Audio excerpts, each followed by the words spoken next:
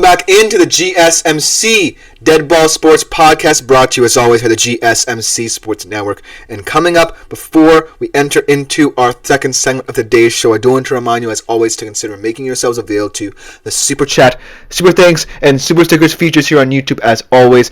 Best way to contribute and interact with the shows a little bit more directly while we are live streaming. You can also do it through our website, gsmcspodcast.net. It is genuinely appreciated whatever way you choose to support us. It just makes this show and others around the network that much better. Without further ado, let us jump right into our second segment, doing a mini mock draft of sorts. The college football season is done. The NFL season is almost over. As we look ahead, we have to consider mock drafts and what top prospects will potentially be taken in the first round, specifically amongst these 5 picks, the top 5 picks in the NFL draft. A lot of teams talking about potential trades up, a lot of teams thinking that they can stay put, a lot of teams with organizational tension that might determine whether or not they trade down or up in this draft. So it's going to be an interesting examination over these next couple of months of these top 5 picks. Without further ado, let's jump into my mini mock draft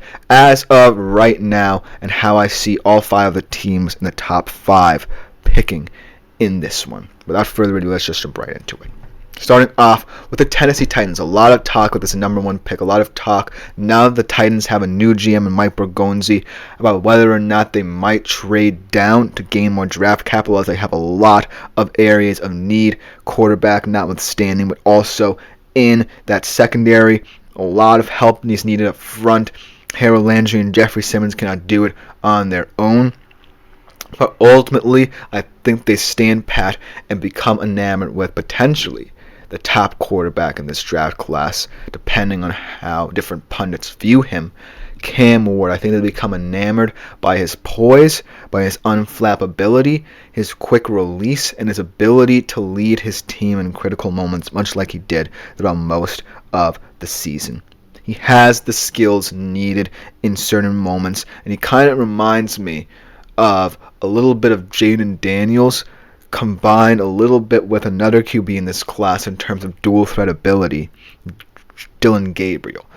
It's that he kind of uses his dual threat ability in certain situations, but it's not necessarily as pronounced as, say, a Dillon Gabriel, who I'm really looking at as an under-the-radar quarterback in this class. But I digress, because we're talking about someone in Cam Ward who I think the Tennessee Titans can't ignore. They don't want to go into another season with Will Levis, and I feel like Cam Ward is solid enough for the Titans to not pass up on him. They have to address, in my opinion, the quarterback position. Above all else, there's a lot of talent in other areas in this draft class that they can address in latter rounds, but they had the worst QBR in the NFL and the most interceptions. They have to address that area of need most importantly, and I don't necessarily think it's going to be answered by going into next season with Will Levis back at the helm or potentially Mason Rudolph. So Cam Ward is the pick for me if I'm the Titans GM, and I don't necessarily think Mike Bergonzi wants to start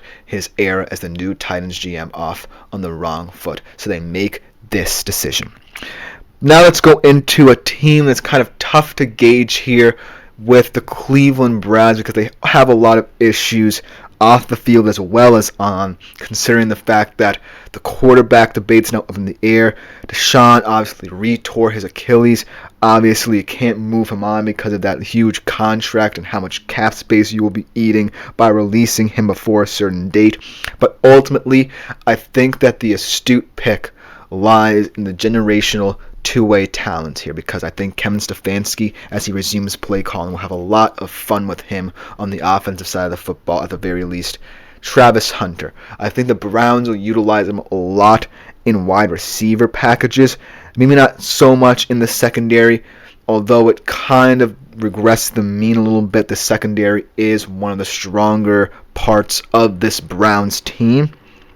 But ultimately, even though a lot of people could be saying they draft Shador here, I don't see it. The Browns feel like more of a team that's going to address this quarterback issue in free agency, or potentially by drafting someone, say, in the 3rd to 4th round, maybe a guy like Will Howard, a guy like Dylan Gabriel, to develop behind, say, a bridge starter, like potentially a Kirk Cousins, a Derek Carr, or something like that.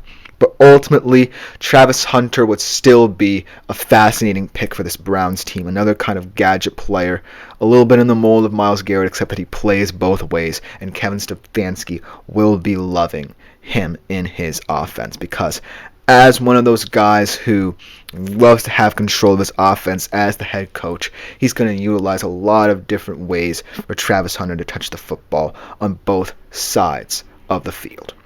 But ultimately, I feel like if the Browns view him more as a wide receiver, that will lead to their benefit a lot more, just because of the fact that they need an elite winner on the perimeter. I feel like this Browns receiving core headed into this season is a little bit underrated. Ultimately, doesn't have, outside of Jerry Jeudy, another guy who is intelligent enough to run routes, but also to test opposing defenses vertically. And Travis Hunter can do both. He has elite ball skills for playing both ways, and the Browns will love him no matter who's at the quarterback position next year, and no matter what plays Kevin Stefanski dials up for him. So the Browns, if I were them, I would pick Mr. Travis Hunter, and he would be a boon for this organization. Then the number 3 pick, the moment everyone in the tri-state area is waiting for, the words they want to hear, the New York Football Giants get their guy in Shador Sanders. I believe that Shador will fall to the Giants. They won't necessarily have to trade up to 1, because I think the Titans will be a little bit more enamored with Cam Ward than Shador Sanders. And it's not like Shador Sanders is the worst quarterback if people view him that way. It's just that it's very difficult to kind of see someone as more superior to the other right now. They're very close. They're very similar. Very few things separate them, but I do feel like the Titans like a guy a little bit more like Cam Ward, who's a little bit more fearless, like what they thought Will Levis was going to be, than a guy like Shador Sanders. But the Giants fans are not going to be mad about it, but ultimately I do feel like Shador is the right pick here for them, because A, he's in a big media market, which his father will love, and B, I feel like he knows how it feels to not be behind the best of offensive lines, and his improvisation will certainly help in that department. I feel like his decision-making is better than Cam Ward in some regards, because of the fact he does not have as solid an offensive line as Cam Ward had. So ultimately, that comes into play for how his play style translates to the NFL. It's a little bit more fast and loose, but he is one of the more accurate quarterbacks you'll find in this class. So that shouldn't be a problem. So ultimately, I feel like the Giants will be very happy if Shador falls there, but it's going to come down to how they build up this offensive line of the year, because Shador Sanders was fine with it in college, but if the first 5 or so years of his NFL career this offensive line doesn't improve, he might grow as disgruntled as other Giants QBs before him in that very, very powerful media market, in this very powerful media market, because as I live in the tri-state area and I know what it can do to a player. But ultimately, Shador, very early on in his career, won't necessarily have to worry about all the media monsters attacking him just yet. But that he will have to worry if the Giants also don't address the offensive line. But I do think they will, and ultimately Shador will be primed to become a little bit more confident in some of his decision-making areas. So, with that though, I think that the Giants get their guy that they believe can bring back this franchise. And ultimately, New York Giants fans will have something to hope about for the next 5 to 10 years. But ultimately, it should be an exciting pick to follow in the top 5, as potentially the Giants could feel that they have to trade up should Tennessee also become enamored with Sanders as well. But now we get into these 4 and 5 picks with 2 teams that have very interesting questions to answer almost every single area of the field outside of say their quarterbacks. They feel like they know who their quarterbacks are. So let's start at number 4, the New England Patriots, and who they might take.